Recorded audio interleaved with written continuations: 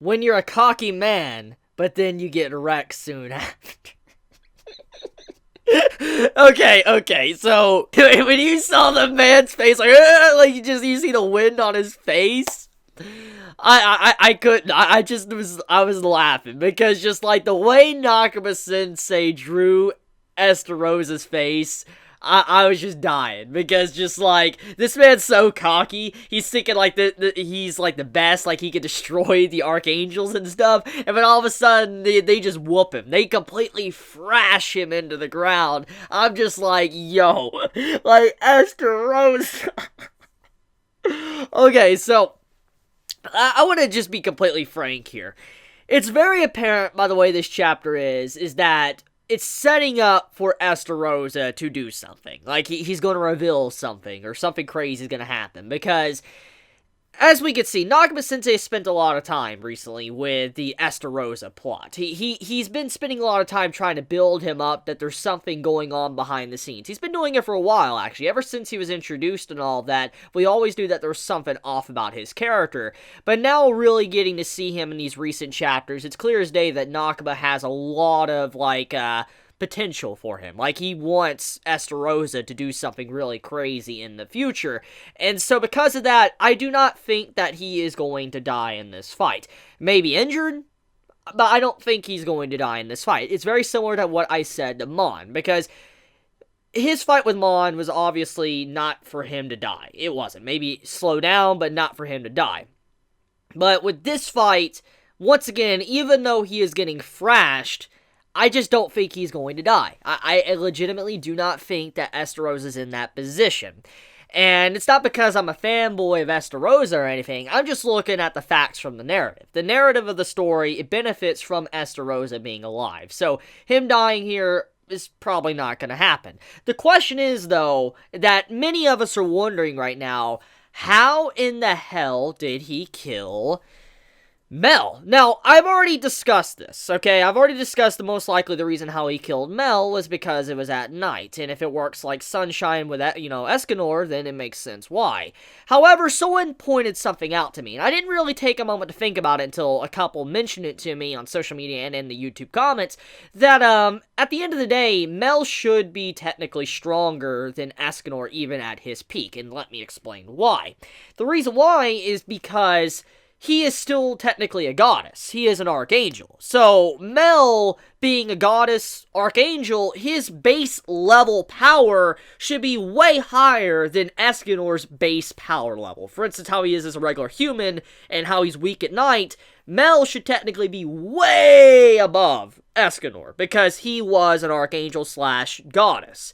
So when you look at it like that, Mel was probably insanely OP. Like, way above even probably Escanor in a lot of different cases, unless we get confirmation that Escanor is stronger. So when you think about all this, it makes you wonder, how did someone like Estarossa take down Mel when most likely Mel was very strong even at night? And the more and more I look at this, I'm just puzzled, because, I mean, it's even stated in this chapter by the archangels themselves and Estarossa that the commandments, like the Ten Commandments commandment, they do not affect the archangels. So Estarossa's like love and all that, to where if you have any hatred for him, you will be like, unable to attack, and that was how Escanor was able to fight Estarossa's, because he looks down upon him and takes pity. He doesn't feel any hatred for someone, and it was a really epic moment. I love that moment in the series when Escanor just walked up to Estarossa. So that makes sense. And Mel, even if he was resistant to the commandments, if he did have the exact same personality as Escanor, then that would mean that he would have been resistant right then. And on top of that, even if he didn't have his pride in that moment, him just being him being an archangel, he should have been able to resist Estarossa's commandments. So even at the dead of night, he would not be affected. So that's the big thing I'm wondering right now.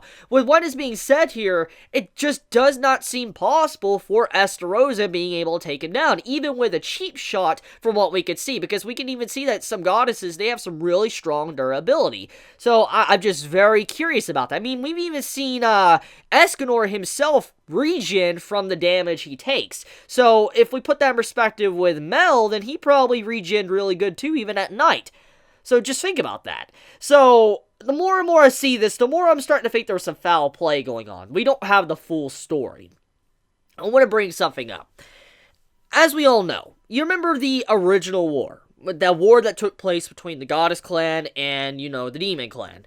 The war that took place, we know that it was settled thanks to the original Galther. The original Galther did something. This was stated a while back when we were introduced to his character, and he was talking to Diana King and all that, and he's like he was going to end the war, and he went off to do something. We never really got to see what he did, but we knew that he died because we saw him deep within underneath the kingdom and all of that, but he did something to stop the war. And we do know that the Demon King pretty much feared Galther. And that just shows that Galther was definitely not someone that was weak at all, especially when it came to his intellect and all that, and the ability he has. So he's a pretty scary person.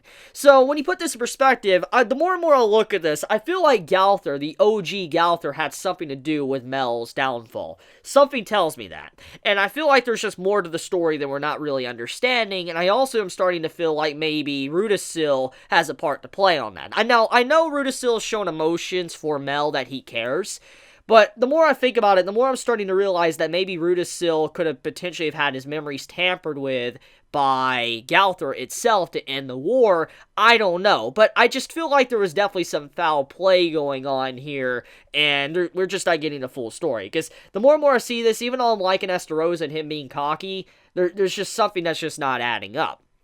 Now, anyways, let's talk about the Graces, what the Archangels were doing to Estarossa within this chapter.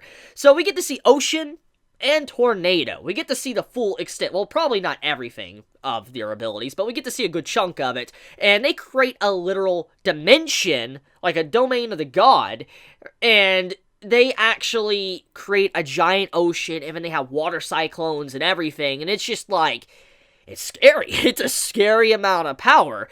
And this puts in perspective on how strong the Supreme Goddess is, just seeing the Archangels. It reminded me of the fight with Elizabeth and Meliodas when they were fighting up against the Supreme Goddess and the Demon King. You remember how the sky, it was just cloudy, lightning, and you see, like, just storms and all of that? It appears that maybe the goddess, like the Supreme Goddess, might have those abilities. That ability that we saw, when we saw the tornado and the ocean in this chapter. I just wanted to point that out.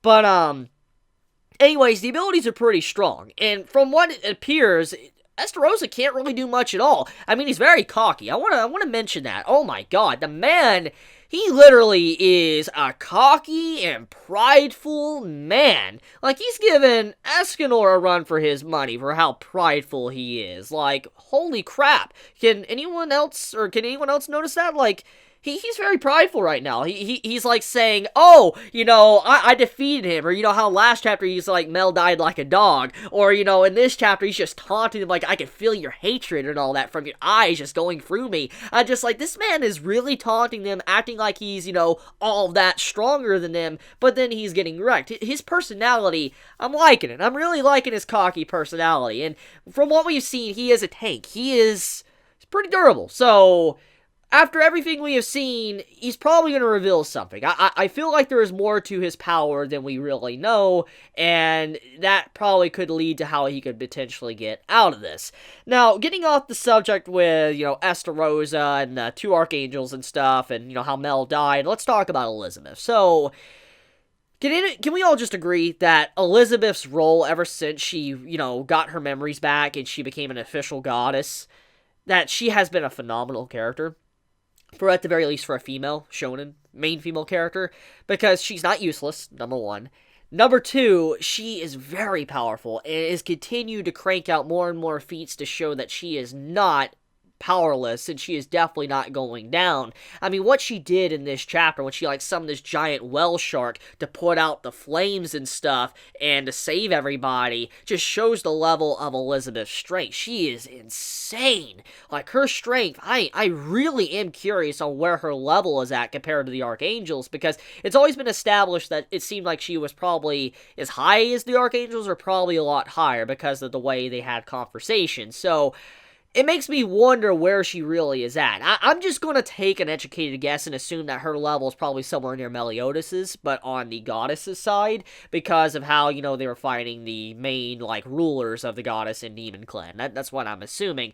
But, just Elizabeth. I'm really loving these little segments here and there with her and showing that she is definitely not useless and she's very vital to the story. Thank you so much for that, Nakaba-sensei. I appreciate that. It's very rare to see a female character being useful like this and not just being thrown to the side and being completely pointless. Anyways, I want to take a moment to talk about the Mother of Chaos that was mentioned. You could have easily missed this, because honestly, if you're not reading the Q&A segments that are on the side of the chapter, you can easily miss it. And I actually missed the poster when it revealed that the reason why Meliodas' poster looked like Estarossa was just because someone depicted, Meliodas 10 years from now and they drew that. But that was kind of an upsetting reveal, but it gives clarification, and it's nothing new. For instance, Nakaba-sensei, he usually reveals key story details through the Q&A segment in the part of the chapter.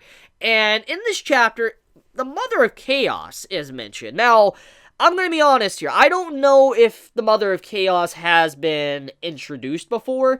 If the Mother of Chaos has, correct me in the comments below. Please do so, okay? But from what I can remember, I don't think that's ever been mentioned before. At the very least, if it has, there's not a whole lot of details. And just for that to be mentioned with how the other creatures and stuff, the other races, are from the Mother of Chaos, something tells me the Mother of Chaos is on another level. For instance, probably on another equal level to the Goddess Clan and the Demon Clan. For instance, the Demon King and the Supreme Goddess.